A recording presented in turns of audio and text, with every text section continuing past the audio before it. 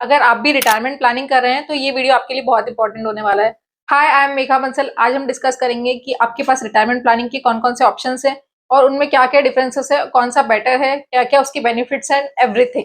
चलो चलते हैं। हमारे पास रिटायरमेंट प्लानिंग के 2 इंस्ट्रूमेंट्स हैं। तो नंबर 1 पब्लिक प्रोविडेंट फंड यानी पीपीएफ और सेकंड नेशनल पेंशन स्कीम यानी एनपीएस।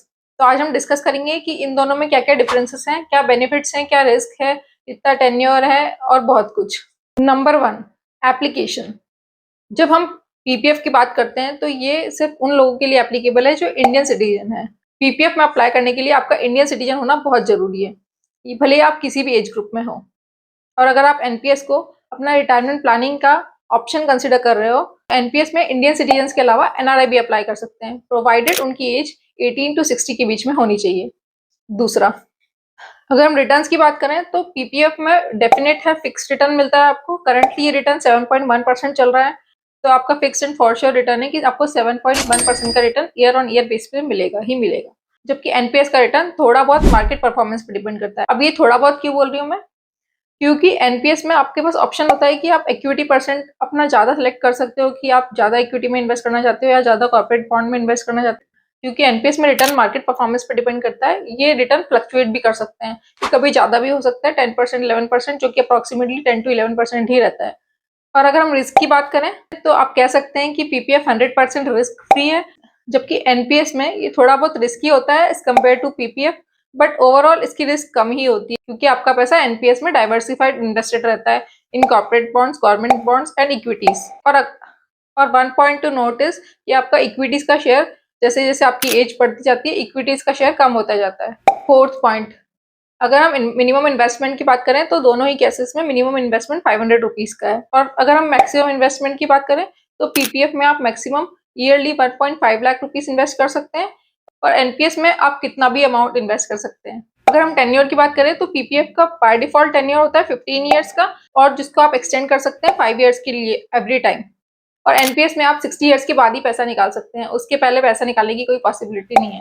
और अगर हम टैक्सेस की बात करें तो पीपीएफ में एवरीथिंग इज एग्जेम्प्ट। जो आप इन्वेस्ट कर रहे हो वो भी एग्जेम्प्ट है, जो आपको इंटरेस्ट मिल रहा है वो भी एग्जेम्प्टेड है, जो आपको बाद में मेच्योरिटी अमाउंट मिलेगा वो भी एग्जेम्प्टेड है। तो ये सब एग्जेम्प्ट एग्जेम्प्ट एग्जेम्प्ट है under section 80C। But NPS की केस में अगर हम बात करें तो जो आपने इन्वेस्ट किया है वो तो एग्जेम्प्ट है, जो इंटरेस्ट मिलेगा वो भी एग्जेम्प्ट है, और जो कॉर्पस मिलेगा वो भी एग्जेम्प्ट है।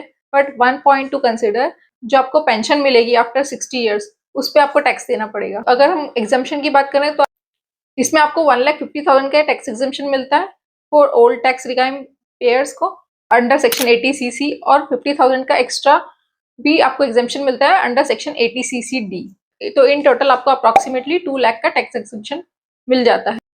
अब हम बात करते हैं मोस्ट डिसाइडिंग फीचर के बारे में, दैट इज रिटर्न्स। तो रिटर्न्स तो सबको जरूरी है। तो पीपीएफ में जैसा कि मैंने बताया कि फिक्स रिटर्न मिलता है, जो कि अभी है 7.1%। और एनपीएस में ये रिटर्न वेरी कर सकता है, क्योंकि ये मार्केट परफॉर्मेंस पर लिंक करता है, जो कि नॉर्मली 9 to 10% होता है। तो अगर हम डिफरेंस कैलकुलेट करें, कंसिडर कि मैं 30 ईयर्स की हूँ और मैंने नेक्स्ट 30 ईयर्स के लिए ईयरली 1.5 लाख रुपीज दोनों में इन्वेस्ट किया है।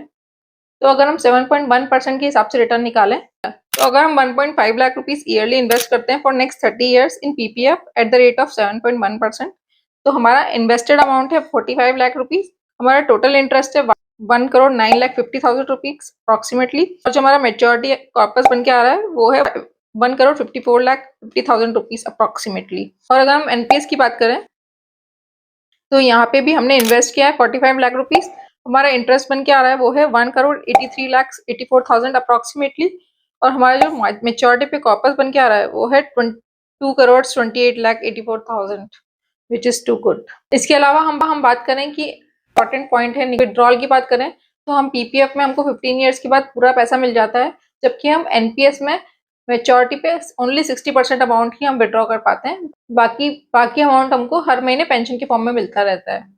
तो मेरे अकॉर्डिंग तो एनपीएस बेटर है, क्योंकि आफ्टर 60% एज वेल एनपीएस का अमाउंट ज्यादा है एज कम्पेयर टू पीपीएफ का amount over the period of 30 years. तो अब आप मुझे कमेंट सेक्शन में बताइए, क्या एनपीएस या पीपीएफ आपकी रिटायरमेंट प्लानिंग का पार्ट है या नहीं है। तब तक के लिए हैप्पी इन्वेस्टिंग, बाय बाय।